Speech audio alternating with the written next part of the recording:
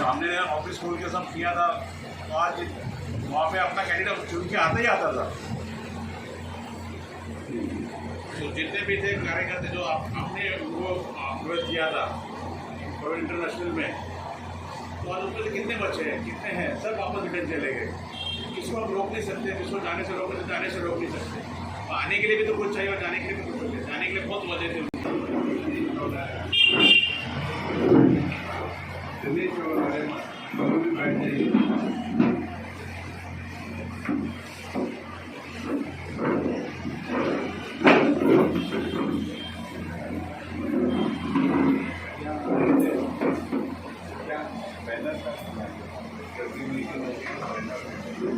तो बिल्कुल हम लोग सपोर्ट करते हैं, मगर टाइम की वैल्यू रखेंगे तो आप जिंदगी में आगे बढ़ेंगे। वो चाहे परिवार के अंदर हो, बिजनेस के अंदर हो या राजनीति हो। टाइम पे लेजी, उसको बोलते हैं लेजी पर्सन। हाँ, इमरजेंसी होती है घर में। मैं पहले ही वापस आप लोगों को बताना चाहूँगा कि सबसे पहले अपना धंधा देखो, फिर परिवार देखो, फिर ये राजनीति और बाकी बातों को। अगर धंधे में कुछ इमरजेंसी है, परिवार की कोई इमरजेंसी है, तो आप लेट आए नहीं आए चलेगा, मगर लेजीनेस नहीं होना चाहिए। लेजी बनेंगे, सुस्त बनेंगे तो लाइफ में कभी भी तरक्की नहीं करेंगे। ऐसा मेरा मानना है, मेरा खुद का एक्सपीरियंस भी है चाहिए। और मेरी मीटिंग टाइम से ही स्टार्ट होगी। वो जो पहले का ज़माना था कि हम किसी को 8 बजे काम भी बुलाते थे, 7:15 तक इंतज़ार करते थे, नहीं तो फिर गेट बंद कर देते थे। तो वैसा ही सिस्टम यहाँ भी रहेगा। अगर हम 8:30 का टाइम रखते हैं तो 8:30 बजे सब लोगों ने आना चाहिए, ऐसा मेरा मानना है। टाइम की कदर करेंगे, टाइम आपका कदर करेगा और आप सक्सेस होंगे। ये मीटिंग रखी गई है वो उल्लासनगर 5 के लिए खास रखी गई है। एक तो आप लोग एक दूसरे को देख रहे हैं कौन सा चेहरा आमने सामने है। 5 नंबर से किन लोगों को बुलाया है। आप लोग कुछ सुझाव दे सकते हैं कि 2-4 नाम और भी यहाँ पर होने चाहिए। ऐसा कोई सुझाव देना चाहे तो सुझाव दें, तो हम वो नोटिस करें ताकि अगली मीटिंग में उनको बुला पाए। 4 नंबर की मेरी एक सेपरेट मीटिंग रहेगी विजय। 4 नंबर के लिए सेपरेट मीटिंग रहेगी, मेरी बहुत आगे की है और मैं कुछ नहीं कर सकता हूँ, कुछ भी कर सकता हूँ। 1, 2, 3 नंबर में पूरा खाली कर दिया है सबको। आप लोगों को जो दिख रहा है ना, वो ऊपर का दिख रहा है, मीडिया या कुछ भी। प्रैक्टिकली किस तरह से मैं काम कर रहा हूँ, बूथ लेवल पे कैसे कर रहा हूँ, माइक्रो लेवल पे कैसे काम कर रहा हूँ, वो मुझे मालूम है। तो 1, 2 नंबर तो तीनों 1, 2, 3 नंबर पूरा खाली कर दिया है। बाकी है अभी 5 नंबर से स्टार्ट करते हैं, फिर 4 नंबर में आएंगे। तो ऐसा कोई चेहरा आप लोगों को लगता है कि यहाँ होना चाहिए तो नाम दे सकते हैं मुझे। और अभी रूलिंग पार्टी में वो लोग सत्ता में है तो बट ऑब्वियसली उनको सपोर्ट अच्छा है, मगर अगर अच्छा बैकअप अगर मिले तो अच्छा काम इधर कर सकते हैं। एक पहले बार भी अपन साबित कर चुके थे, अभी भी कर सकते हैं, लेकिन खाली बैकअप अच्छा होना ज़रूरी है। बोल रहे हैं कि कहीं पे 5 नंबर में एनसीपी स्ट्रांग है, कहीं पे कम है, ऐसी कोई भी बात नहीं है। आज भी जो आपका गढ़ है, जो आपको चाहने वाले हैं वो है ही, बल्कि फ़र्क इतना है कि वो लोग तो आज बाहर नहीं आ पा रहे हैं क्योंकि उनको बैक सपोर्ट नहीं है। आज भी पार्टी के लेवल पे अगर हम लोग काम करना चाहें तो हज़ारों कार्यकर्ता आज भी प्रवेश कर सकते हैं और हम लोग 5 नंबर में बहुत अच्छी यूनिट भी बना सकते हैं, लेकिन सिर्फ प्रवेश कराने तक उनको ध्यान दें वो नहीं होना चाहिए। उनको आगे भी पूरा गाइडेंस मिलना चाहिए, उनके जो भी आते हैं काम वो भी होने चाहिए। अगर इन बातों पर अगर ध्यान दिया जाएगा तो फिर हमारे कोई भी कार्यकर्ता हमसे दूर भी नहीं जाएंगे और जितने होंगे वो भी और प्रवेश करवाते जाएंगे। ये मेरी आपसे सुझाव है। धन्यवाद। 5 नंबर की बात करो, किसी को भी हरा सकते हैं एक ही मुद्दे के ऊपर। ये जो डंपिंग ग्राउंड है, डंपिंग ग्राउंड से बीमारियां पैदा हो गई है, लोग बहुत बीमार है, वो मुद्दा हम उठा सकते हैं। वो मुद्दे से अपन किसी को भी हरा सकते हैं। और जो लोग चुन के आए हैं उसमें जहाँ तक एजुकेशन का सवाल है तो दादा सतराम दास जसवानी ने एजुकेशन की है, जिसमें नाम अपना रखा है आगे कि इसके खिलाफ हूँ मैं। टाइम टू टाइम उन्होंने आवाज़ उठाया है। बाकी कोई भी हार सकता है, जो कारपोरेटर आज की पोजीशन में है वो कोई भी हार सकता है ये मुद्दे के लिए। अपने पास ऐसे और भी मुद्दे हैं, वो आगे चल के हम बात करते हैं। पहले संगठन को कैसे मजबूत करें, उसकी वजह से आज ये सिंधी है, दोनों कम्युनिटी ज़्यादा है और व्यूज भी है। इनके कारण 5 नंबर में तो अच्छा स्कोप है, ये अच्छे मेहनत कर सकते हैं और होल्ड भी है। इन दोनों को तन मन से पावर दिया और लतीश को दिनेश नैरानी को दिया, एक्टिविटी तो है ही पावर में। ये 5 जन बहुत सारा काम कर सकते हैं और हम पूरा मदद कर सकते हैं। कहीं इनको हमारी ज़रूरत पड़ गई हम पहुंच जाएंगे इनके घर में। व्यूज भाई फ़ोन करते हैं हम आ जाते हैं किधर, इनका फ़ोन आएगा हम पहुंच जाएंगे। ये चीज़ 5 नंबर में हो सकती है। नेक्स्ट मीटिंग में हम 4 नंबर के भी ऐसे सुझाव रखेंगे। 4 नंबर में ब्लॉक अध्यक्ष, हमारी जितनी अच्छी कमेटी थी शायद शिवसेना की भी वो कमेटी अच्छी नहीं थी, कुछ वक्त पहले सब था। यानी हर बूथ अध्यक्ष, ब्लॉक अध्यक्ष, ये टाइम पे आना जाना, हर जगह पहुंचना, ये था। सिद्धार्थ काकरीश ने संभाला था, ऐसा नहीं है, वो हर जगह पहुंचता था, लेकिन वो थोड़ा कहीं कमज़ोर पड़ गया। चलो उसको भी साथ दे के उसको भी खींचो, वो भी है काम का। तो ये चीज़ 4 नंबर की जब आएगी तब अभी फिलहाल राजा गायकवाड़ इनको, दिनेश नैरानी को और लतीश वाघेला को पावर दीजिए और आगे कीजिए। हम जितना साथ दे सकते हैं इनको दें, जितना हो सकते ऐसे। तो 5 नंबर में स्कोप अच्छा है। शिवसेना में थोड़ा स्ट्रॉन्ग ज़्यादा है 4 नंबर में, लेकिन यहाँ पे कमज़ोर भी है, स्ट्रॉन्ग। हम स्ट्रॉन्ग हो सकते हैं, आप जीत सकते हैं कुछ ना कुछ। ये मेरा सुझाव। लाइफ में बहुत सारे चमत्कार होते हैं और हम सब मिलकर के चमत्कार कर सकते हैं। आप लोगों को ध्यान से होगा 1992 की इलेक्शन, 76 में से 76 सीट जिसको मैंने टिक मार्क किया, 76 की 76 सीट में चुना के लाया 1992 में। उसमें शेख शिवसेना के थे जिनकी मेरी दोस्ती थी और मुझे अपोजिशन भी चाहिए था। तो मैंने 6 लोगों को, शिवसेना वालों को, भीम मोरे वगैरह, प्रकाश सावंत, उनको मैं चुना के लाया। उनके सामने कोई कैंडिडेट मैंने नहीं दिया था और भाजपा के भी 6 लोग चुन के आए थे, जिसमें लाल पंजाबी जो मेरे साथ में लायलिस्ट रहे थे और जिनकी सोच थी, बचोर रूपचंदानी था। हाँ, उन लोगों को उनके सामने जो कैंडिडेट पार्टी को दिखाने के लिए जो कैंडिडेट उन्होंने बोला वो मैंने उनको दिया, ताकि वो कैंडिडेट भी उनके साथ जाता था कि बच्चा रूपचंदानी को वोट करो। खिलनमल, मैं गया था खिलनमल को बिठा के हमारे वैन में, और खिलनमल को बच्चा राम रूपचंदानी के लिए वोट मांगा, कैंडिडेट ने वोट मांगा मेरे गाड़ी में। राष्ट्रवादी की गाड़ी जा रही है, साथ में खिलनमल ऊपर वाले हाईकमांड के साथ में टच में हूँ। आज भी वो जो मफलर वाली बात आई कि मैंने भाजपा का मफलर पहना था और वहाँ कंप्लेंट किया गया डिप्टी सीएम और जयंतराव पाटिल के पास। उन्होंने शब्द बोले हैं कि बकवास बंद करो, अभी पप्पू कालानी के खिलाफ हम कुछ सुनने के तैयार नहीं। पप्पू कालानी के खिलाफ हम, वो जो आदमी मेहनत करता है रोड के ऊपर, स्टिकर खुद लगा रहा है, वो आदमी के खिलाफ हम कुछ भी सुनने के लिए तैयार न हो। और पप्पू कालानी लायलिस्ट में से है, शरद पवार साहब के लायलिस्ट में से है। पप्पू कालानी के खिलाफ हम कुछ भी सुनने के लिए, और हम सुनेंगे भी तो हम कुछ कर नहीं पाएंगे, ऐसा भी ऊपर से बोला। तो हमको बोलने की ज़रूरत नहीं है और सुनने के लिए भी हम तैयार नहीं है। अगर सुनाते हो तो हमको पवार साहब का आदेश है, उस हिसाब से हम काम करते हैं। ये टाइम ऐसा मुझे नहीं लगता है कि जिसको हम रिकमेंड करेंगे और उसकी टिकट काटेंगे कोई, आज की वो पोजीशन नहीं है, क्योंकि सत्ता हमारी 100% आ रही है। कारपोरेशन में हमारी सत्ता 100% आ रही है, वो मैं 1, 2, 3 नंबर से ला रहा हूँ। अभी जो मेहनत कर रहा हूँ वो एडिशनल मेरी सत्ता रहेगी। 5 में और 4 में जितनी भी सीट हम ज़्यादा से ज़्यादा चुना के लाएंगे। मुझे 5 नंबर के ऊपर पूरा भरोसा है कि 5 नंबर में 70-80% हम लोग हमारी सीट ला सकते हैं। उसके लिए आज से मेहनत स्टार्ट हो गई है। अभी तक जो मैंने मेहनत की है वो 1, 2, 3 नंबर में ज़्यादा की है। और मैंने जो रिस्पांस देखा है 5 नंबर में भी बहुत अच्छा रिस्पांस मिला है मुझे।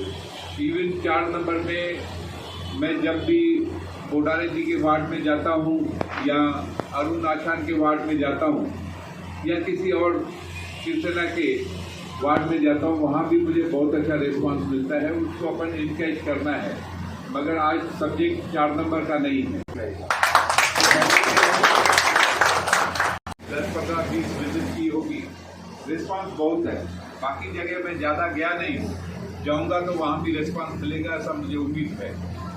और कुछ इलेक्टेड कारपोरेटर्स भी मेरे टच में हैं। देखें आगे कैसे होता है, किस तरह से होता है, मगर आज की पोजीशन क्लियर है कि हम हमारी पूरी तैयारी करेंगे एनसीपी की तरफ से, और एक आधा कोई एनसीपी की तरफ से पूरी हमारी तैयारी है।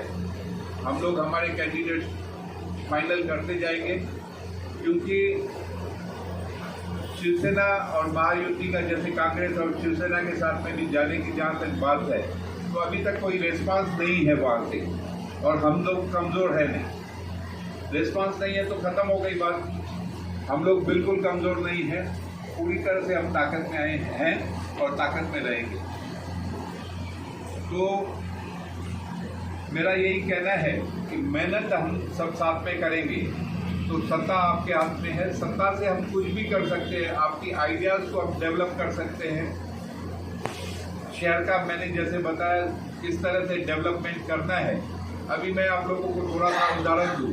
अगर मैं कह दूँ कि सत्ता आने के बाद 3 महीने के अंदर ट्रैफिक 80% ठीक हो जाएगी, तो आदमी कोई भी हंसेगा 3 महीने में कैसे होता है।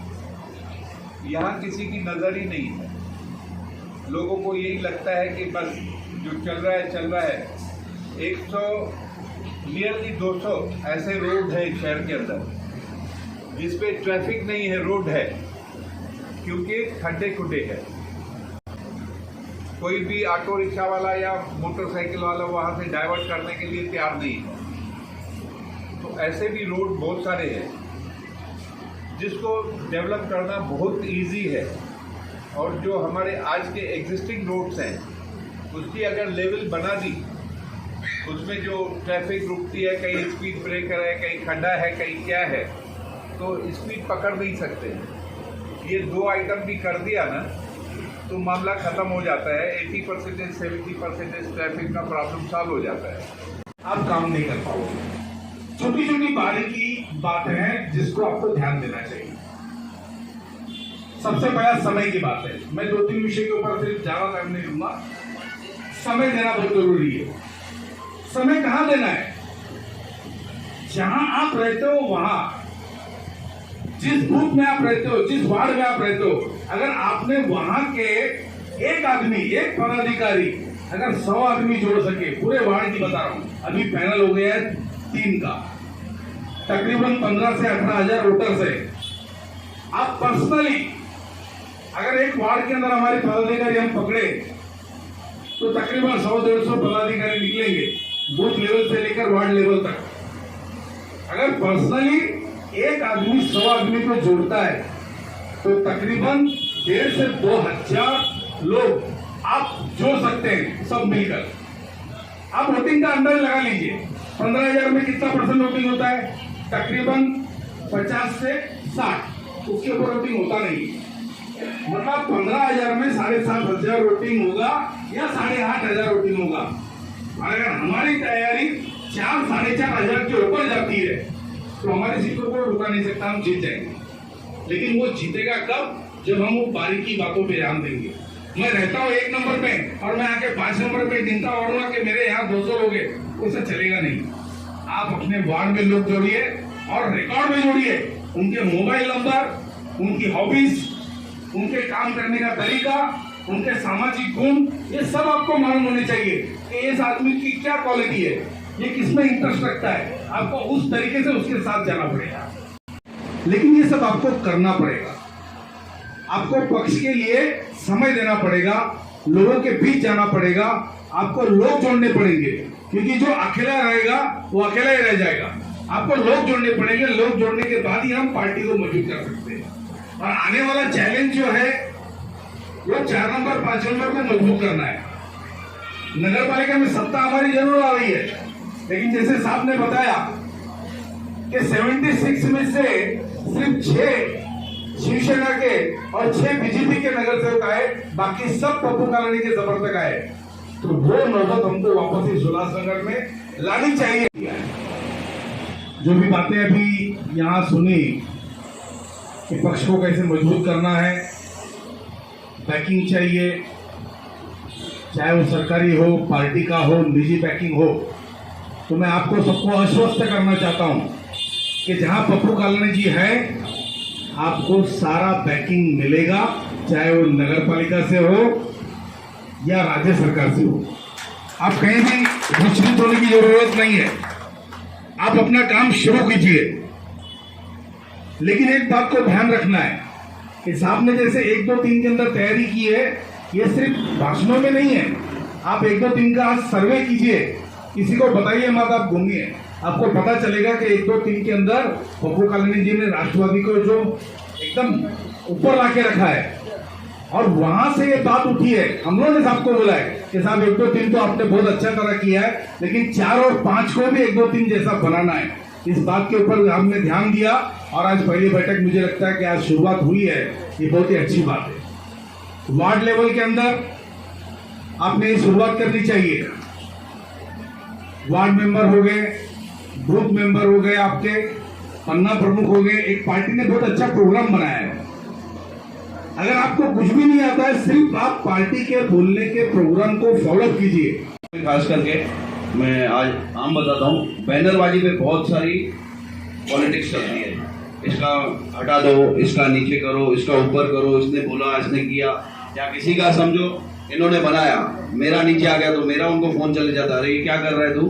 तो मेरा ऐसा कहना है कि अब वो वक्त चले गया है, हमको ये सब मन मिटाव दूर करके ये नहीं सोचना चाहिए कि ये नीचे है ऊपर है, सब एक ही जगह पर हैं, सब एक ही जगह है और एक ही लेवल पे हैं। सब मिलकर काम करेंगे तभी लक्ष्य पूरा कर पाएंगे। तो आज जैसे साहब जी ने बोला, तो जो भी मन में शंका है यहीं पे खलास करके जाइए। हमको आज के बाद सबको मिलजुल कर एक भाइयों की तरह पार्टी के लिए काम करना है, चाहे वो मैं रहूं, चाहे राजू रहे, चाहे लतीश रहे या कोई भी रहे। अगर किसी को कुछ भी शिकायत होती है तो सीधा उसको बोलना चाहिए कि साहब यार ऐसा गलत हो गया, या साहब जी को करना चाहिए। ये क्या बातें घूमती है ना, तो उसमें मिसअंडरस्टैंडिंग बढ़ती है।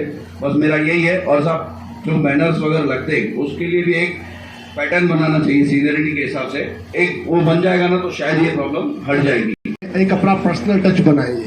बीच में आपकी उल्लासनगर में 5 नंबर में रहने की हम लोगों ने जो प्लान की बनाया था कि साहब 3 दिन रहेंगे, और उसका लतीफ भाई सब ने हमने प्लान बनाया था। सर इधर नेताजी गार्डन है या जो भी मेन गार्डन है, वहाँ जो सुबह वॉक पे पब्लिक रहती है, अगर हफ्ते में 1 दिन भी आप सुबह आधा घंटा उनके साथ एक वॉक करेंगे ना, तो आपका एक पब्लिक से, आम पब्लिक से पर्सनल टच बनेगा, खास करके 5 नंबर वो जो बहुत ज़रूरी है। और व्यापारियों से अपना एक टच, 5 नंबर के जो भी बाजार है, सबको बहुत सारी व्यापारी को तकलीफ है, कोई लीडर नहीं है सुनने के लिए।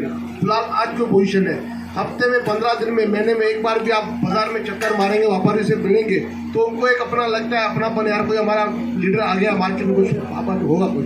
क्यों फिलहाल जो भी यहाँ के 5 नंबर के व्यापारी सब निगलेक्टेड महसूस कर रहे हैं, तो वो एक बहुत ज़रूरी है। सर मेरा प्रैक्टिकल मानना है कि आज जैसे भी अदर कास्ट है, कोई भी हो, संजीव छोड़ दी, उनका भी आज सबसे ज़्यादा लगाव आपके साथ है, ये मेरा प्रैक्टिकल मानना है।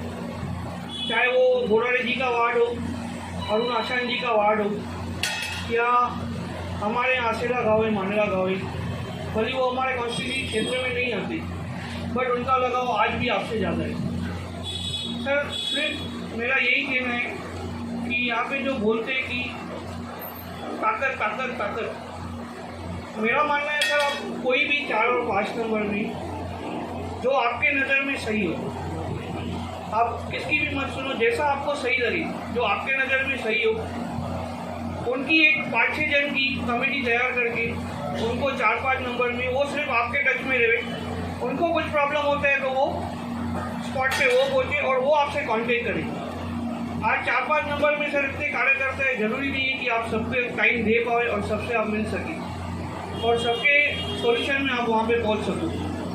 तो सर अगर कहीं पे फ़ोन पे काम भी हो जाता है तो ऑटोमेटिक उस आदमी के मन में खुशी होती है कि यार आज पप्पू कालानी जी का आदमी वहाँ पे खड़ा था और साथ में मेरे को वहाँ पे बहुत मदद की। तो उससे सर क्या होगा कि जो आज वो अकेला आदमी है ना, कल वो 5-6 जन को लेके आपके साथ खड़ा रहेगा, इतना मेरा दावा है। तो सर यही मेरा एक सुझाव है। बाकी सर राष्ट्रवादी कमजोर है सर।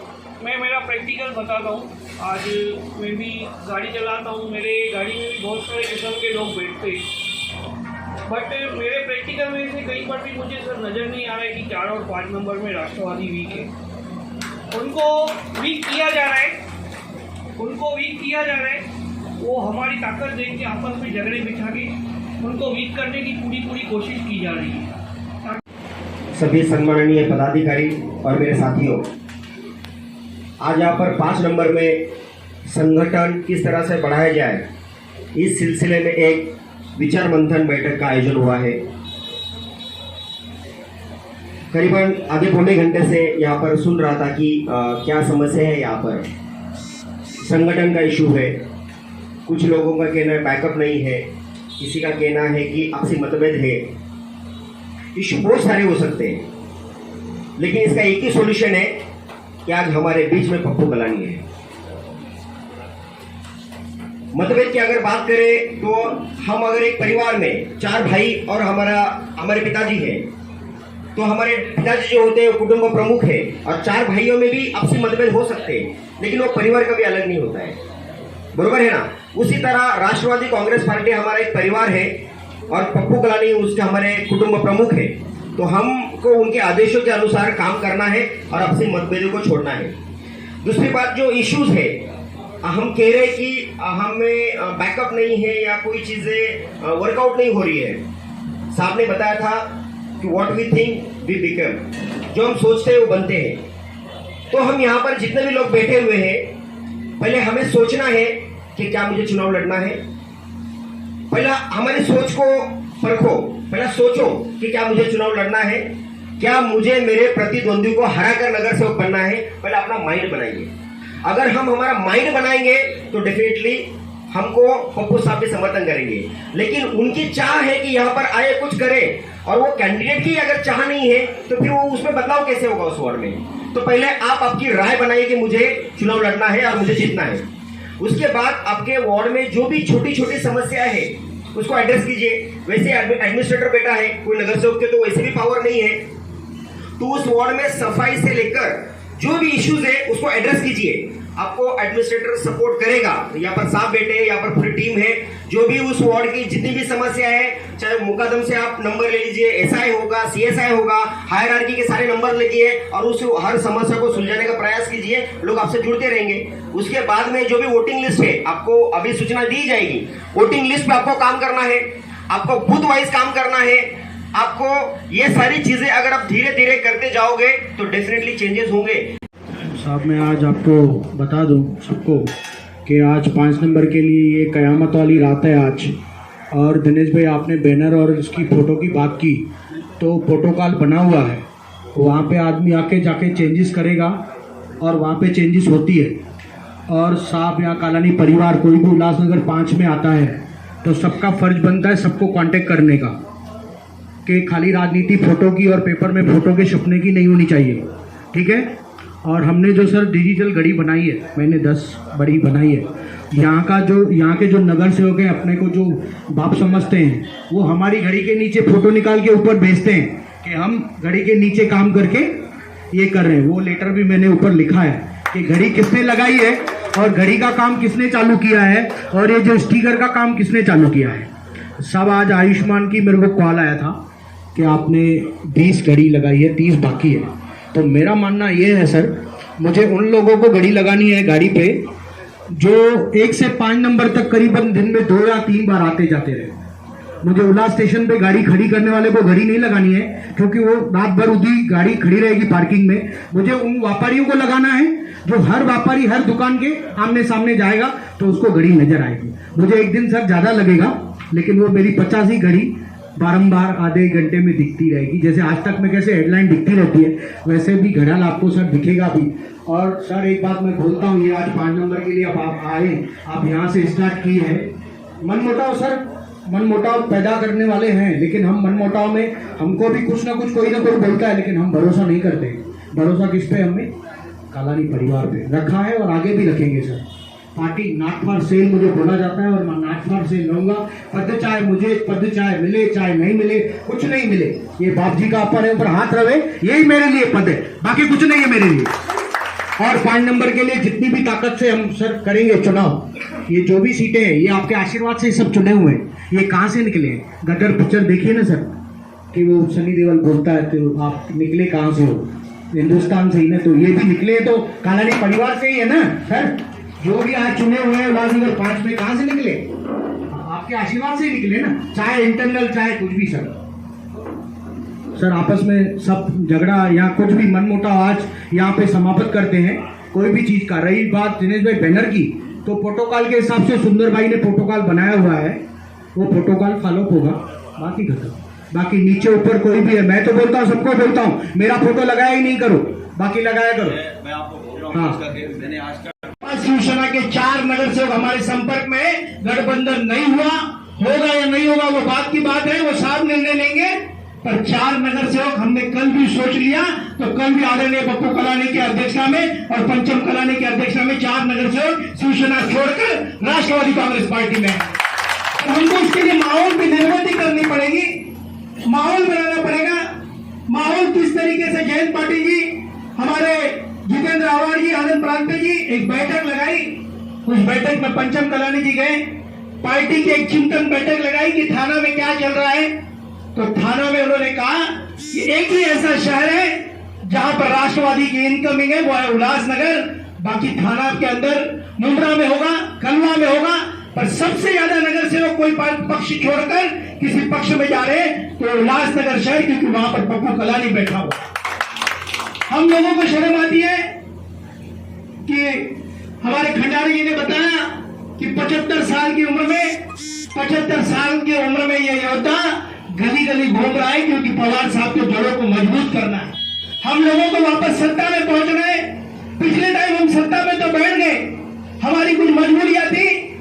मैं वहां पर आदरणीय ओबी कलानी जी के साथ में हर बैठक में हम रहते थे, क्योंकि हमारा एक ही लक्ष्य था, हर बेटे का एक लक्ष्य था। कोई बेटा सोचेगा क्या कि अपना बाप जेल के सलाखों में हो? हमारी मजबूरी थी, पर हमने मजबूरी में भी हाथों को तोड़ा नहीं, हमने गठबंधन कर लिया, गठबंधन में रहे। जब आप लोगों ने देखा कि हमको टिकट नहीं मिलने के बाद राष्ट्रवादी कांग्रेस पार्टी ने, पवार साहब ने हमको वापस एक बार मौका दिया, मात्र हम 900 वोट से चुनाव हार गए ज्योति कलानी। उस चुनाव हारने के बावजूद भी पार्टी संगठन को मजबूत रखा, पंचम कलानी की अध्यक्षता में। फिर 4-5 नंबर में अब ऐसा लगने लगा कि आप लोगों को कि कलानी के पास अब राकपा की भागदौड़ नहीं जाएगी।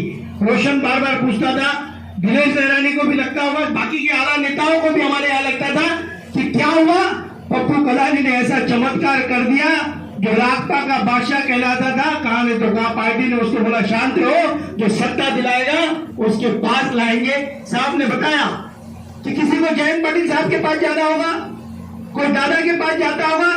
मैं आपको बताऊं कि परसों एक दादा के पास एक व्यक्ति आपका गया, उसने कहा कि साहब ये टिकट यहाँ देनी है, वो टिकट वहां देनी है। उसने कहा कि पहले कालानी महल में जाओ, बंगले से पूछो, वही टिकट कंफर्म करेंगे, आप भी वहीं जाना, नहीं तो आपका भी टिकट गायब हो जाएगा। आप लोगों ने ताकत बना के रखो। अब पप्पू कलानी जी तय करेंगे कि टिकट देना किसको, उसको देना है या उसको देना है। ऐसी वहां की परिस्थिति की निर्माण हमने किया है, वहां पर मेहनत की। हम लोगों ने रात रात भर जागकर वहां के घर घर के कार्यकर्ताओं को मजबूती देने का काम किया। हमारे कार्यकर्ताओं के ऊपर किसी ने खोटे केसेस किए तो हमने भी उसके सामने वाले को जेल में डालने का हमने काम किया, क्योंकि हमारे कार्यकर्ताओं को मजबूती वहां पर चाहिए। फिर अब हमको लगा कि शांति नगर का जो बेल्ट है थोड़ा कमजोर नजर आ रहा था, तुरंत हमने वहां पर बैठक ली, साहब ने आदेश किया, वहां पर बैठक ली। ऐसी परिस्थिति की निर्माण कर दिया कि शिवसेना दूसरे दिन आकर उनके आला नेताओं से आकर कहने लगे कि आदरणीय पप्पू कलानी के साथ में गठबंधन करना है, यहाँ की सीटों का क्या करना है। हमने बोला अभी समय है, अब समय के अनुसार पार्टी के संगठन को बढ़ाने के लिए फिर साहब ने काम चालू किया कि घरों पर किस तरीके से लाइट्स के बोर्ड लगेंगे, मेन चौकों पर। आज 1, 2, 3 में जाओ कि हर चौक पर लाइट्स के बोर्ड दिखेंगे। स्टिकर्स कैसे लगेंगे, 4 दिनों के अंदर 1-2 दिन के अंदर पूरे स्टिकर्स किस तरीके से लग रहे हैं उसके भी काम शिवाजी रगड़े और मोहन खंडारे जी ने बताया। पर उस बीच में ही एक ज्वलंत मुद्दा हमारे शहर का धोखादायक इमारतों के मुद्दे को लेकर भारतीय जनता पार्टी धरना प्रदर्शन कर रही थी और हम भी सोच रहे थे कि क्या करना चाहिए इस पर साहब ने बोला कि मेरे शहर के लोगों की जान जाती होगी, मैं पार्टी और पक्ष नहीं देखूंगा, यदि मेरे शहर के लोगों की जान बचती होगी तो भारतीय जनता पार्टी के मंच पर जाकर मफलर पहन लिया, पर यह कहकर कि इस मफलर पहनने से यदि मेरे शहर के लोगों की जान बचती होगी तो मैं वो भी कुर्बानी देने के लिए तैयार हूं।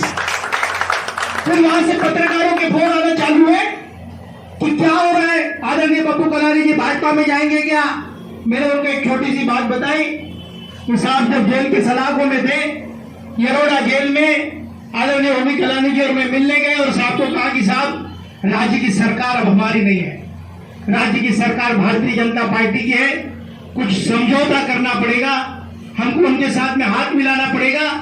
हाथ मिलाने की मजबूरी ओमी कलानी की एक थी कि मेरा बाप बाहर आ जाए, पर पप्पू कलानी जी की एक ही सोच कि आप मर जाऊंगा जेल के सलाखों में, पर पवार साहब को कभी छोड़कर मत जाना, कि वो पप्पू कलानी है जो आदरणीय पवार साहब की ताकत को मजबूत करना चाहता है।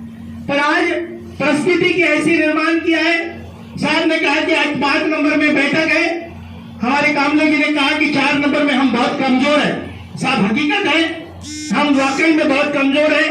4 नंबर में हमारे वार्ड अध्यक्ष भी नहीं है, हमारा ब्लॉक अध्यक्ष भी ठीक से नहीं है। सुरेश गायकवाड़ को टिकट नहीं दिया तो गठबंधन तोड़ देंगे, हमने तोड़ने पर आ गए गठबंधन, क्योंकि हमारे निष्ठावंतों को हमने कभी नहीं छोड़ा। जो निष्ठा से हमारे साथ में रहा, जो निष्ठा से हमारे साथ में बरकरार रहा, उसको हमने कभी भी दरकिनार नहीं किया। जो 50-50 वाले खिलाड़ी है उन लोगों ने निष्ठा से काम करे, 100% कलानी आपके साथ में रहेंगे। 4 और 5 नंबर में साहब 1, 2, 3 में जितने नगर सेवक चुन कर आए, आपने दिन रात यहाँ पर ताकत लगा दी और आप लोगों ने मेहनत की, तो 1, 2, 3 से ज्यादा 5 नंबर में संख्या ज्यादा होगी नगर सेवकों की और सत्ता हमारे हाथ में होगी। साहब ने सोचा कि जब भी सत्ता आती है तो महापौर हमारा होगा, ये तय है। हमने गठबंधन में भी हुआ नहीं हुआ, एक तरफ की सत्ता आई, पर महापौर ये पंचम कलानी के रूप में उल्लासनगर की होगी। मैं आदरणीय पप्पू कलानी जी के सामने घोषणा करता हूं और यहां से मैं संकल्पना लेता हूं कि आप लोगों ने बहुत गौर से आदरणीय पप्पू कलानी जी को सुना कि शहर की इकोनॉमिकली, शहर के रास्ते, शहर की व्यवस्था। जब भी हम आयुक्त साहब के पास में जाता हूं तो पहला सवाल उनका वही रहता है कि आज तक पप्पू कलानी जी ने मुझसे बात नहीं। मैंने उनको कहा आयुक्त को कि तब बात करेंगे जब केंद्र और राज्य से जब करोड़ों रुपए की निधि यहाँ पर लेकर आएगा, कोई शख्स लेकर आ सकता है, इस शहर की तस्वीर कोई बदल सकता है, तो वो ताकत आदरणीय पप्पू कलानी है। आप लोगों को ताकत बनानी होगी, आप लोगों को सोचना होगा, समझना होगा और एक ही संकल्पना आदरणीय पप्पू कलानी है कि पूरा उल्लासनगर भाजपा मुक्त उल्लासनगर देने के लिए आप लोगों ने ताकत लगाई, तो भाजपा के दिग्गजों को हराकर पप्पू कलानी भाजपा मुक्त उल्लासनगर देगा और ऐसा महापौर राष्ट्रवादी कांग्रेस पार्टी का महापौर यहाँ पर होगा। आप लोग आज से ही काम पर लग जाओ, अपने मतभेद भूल जाओ, किसके फोटो कहाँ नहीं लगे, किसके कहाँ नहीं हुआ, फोटो सब छोड़ दो। पार्टी मजबूती आएगी, पार्टी सत्ता में आएगी, पप्पू कलानी जी का महापौर होगा, ताकत आपकी बढ़ेगी, उस क्षेत्र में आपका नाम होगा। पप्पू कलानी जी की एक आदत है, आप लोगों ने मुझे बचपन से इनके साथ में देखा होगा, जिसने निष्ठा की, जिसने ताकत दी, उसके साथ में दिन रात खड़े रहे, पहुंचाया, तो यह शहर सुरक्षित होगा, यह शहर का विकास होगा, नए चेहरों को मौका मिलेगा। नगर से वही बार बार वही चेहरे बन रहे हैं, वही लोग बन रहे हैं। दूसरी मीटिंग कब होगी और उसकी रूपरेखा और कहां पे की जाएगी वो आपको बहुत जल्दी बता दिया जाएगा। और मीटिंग खत्म तो होने आई, लेकिन हमारे लोकनायक पप्पू कलानी जी का सत्कार हो चुका है।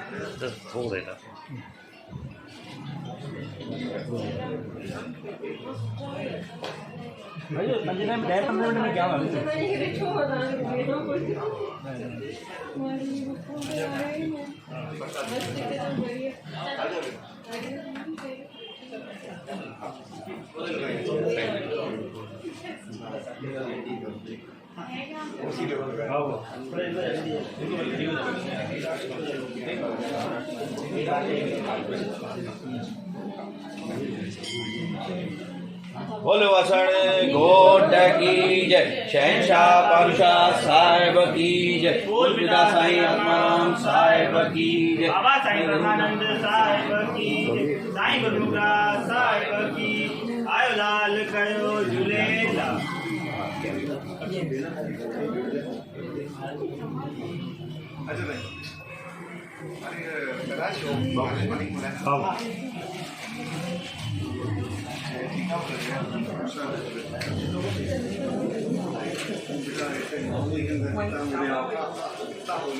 कहता है निकम ठीक है, बहुत दिन बाद आया यार, आज भी आई तो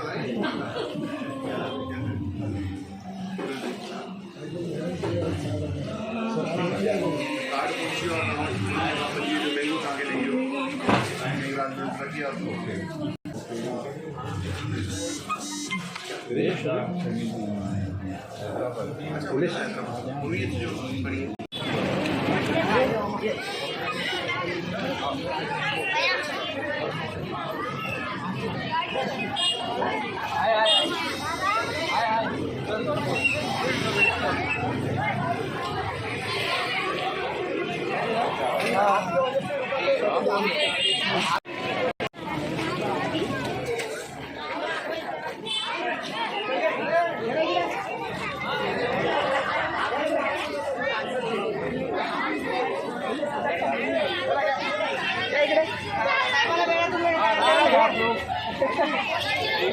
इकडे या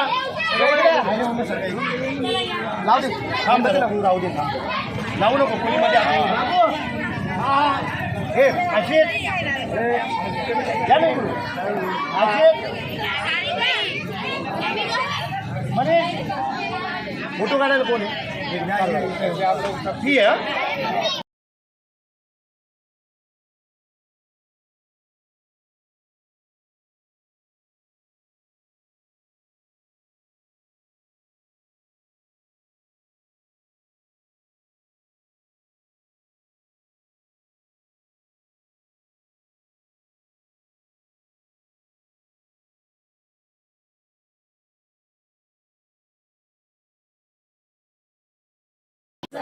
बुद्धं शरणं गच्छामि, धम्मं शरणं गच्छामि, संघं शरणं गच्छामि, द्वितीयंपि बुद्धं शरणं गच्छामि, द्वितीयंपि धम्मं शरणं गच्छामि, द्वितीयंपि संघं शरणं गच्छामि, तृतीयंपि बुद्धं शरणं गच्छामि।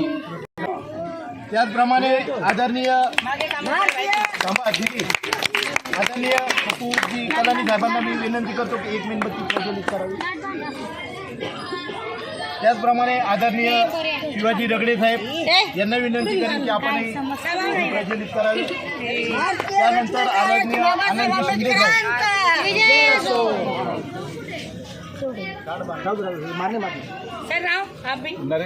नरेश साहेब या ना, तुम्हाला मी आवाज या नरेश भाऊ भाई 2 मिनटं आणि आखरी जो कमलेशजी करेंगे कुणी संपलं झाले का अच्छा जय झूला जय झूलाजी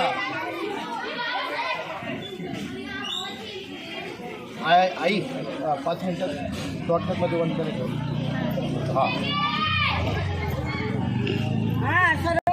नाही माझी लिंक सुटली या कमलेशजी इकडे आई सगळं उभे चालू करा तुम्ही या खरं म्हणजे कार्यक्रम काल हा जो बुद्ध पौर्णिमेच्या निमित्ताने आम्ही या ठिकाणी लोकांना मोफत भोजनदान आम्ही ठेवलं होतं काल सर आपलं कॉन्टॅक्ट नाही होऊ शकलं मग आम्ही दुपारपर्यंत आम्ही प्रयत्न केला आम्ही म्हटलं आपण आजच्या ऐवजी उद्या घेऊ पण कुठल्या पण आम्हाला आपके हाथे ही या खाना बांटना था और वो हम लोग सक्सेस हो गए आपके आप यहाँ पधारे इसलिए सबकी तरफ से आपका हार्दिक हार्दिक स्वागत करता हूँ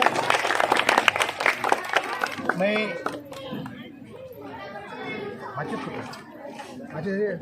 अभी था यहाँ पर माचिस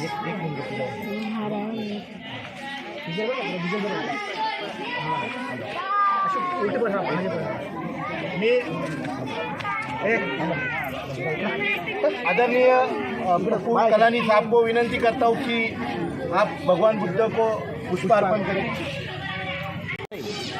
मेरा अभी 58 रनिंग है मैं 58 सालों से बोलता हूँ जब से मुझे दुनिया मालूम पड़ी तब से अगर उल्लासनगर का नाम इंडिया में लिया जाता है तो प्रफुल्ल कलानी का नाम लिया उनके नाम से पहचाना जाता है कोई आमदार बने कौन खासदार बने कौन क्या बने लेकिन आज भी उल्लासनगर की पहचान प्रफुल्ल कलानी के नाम से ही है और आगे भी सालों साल पीढ़ी जाएगी प्रफुल्ल कलानी साहब के नाम से ही उल्लासनगर जाना जाएगा और जैसा आपने तो आश्वासन दिया है और आश्वासन न देते नहीं तो भी सारी दुनिया को मालूम है कि उल्लासनगर का विकास सिर्फ प्रफुल्ल कलानी साहब ही कर सकते हैं तो गलती हुई कि स्वागत करना मैं वो घाई गड़बड़ में भूल गया निशाताई और बंटी मोरे जी को मैं विनंती करता हूँ कि तुम्हा आम्हा सर्वांचे उद्धार करते भारतीय राज्य घटले शिल्पकार परममंत्री डॉक्टर बाबासाहेब आंबेडकर परिवार वंदन आज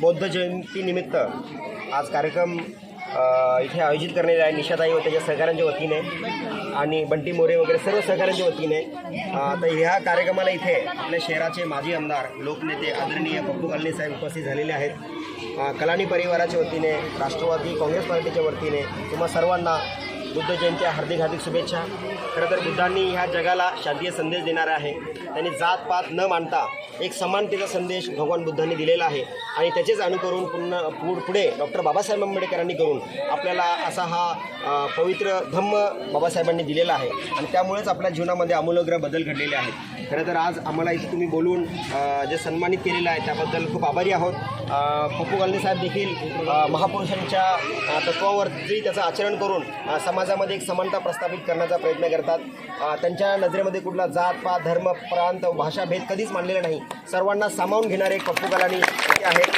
आणि आज ते आपल्यामध्ये आहेत तर येणाऱ्या काळामध्ये या शहराचा विकास हे यांच्याच हातून घडो या शहरामध्ये आज जे आपण पाठीमागे गेलेलो आहोत शहराचं दुर्दैव झालेलं आहे जी दुर्दशा झालेली आहेत आज आपण बुद्ध जयंतीच्या कार्यक्रमानिमित्त एक संकल्प करूया की पप्पू कलानीचे हात मजबूत करूया या शहरामध्ये आपली सत्ता येऊ आणि या बाबासाहेबांच्या संकल्पनेतील हा जो देश आहे हा जो जातीपात न मानणारा असाच आपलं शहर बनव ही तर सगळ्यांना शुभकामना देतो जय भीम नमो बुद्धाय कमलेशजी आम्हाला ऐकायचं आहे तुम्हाला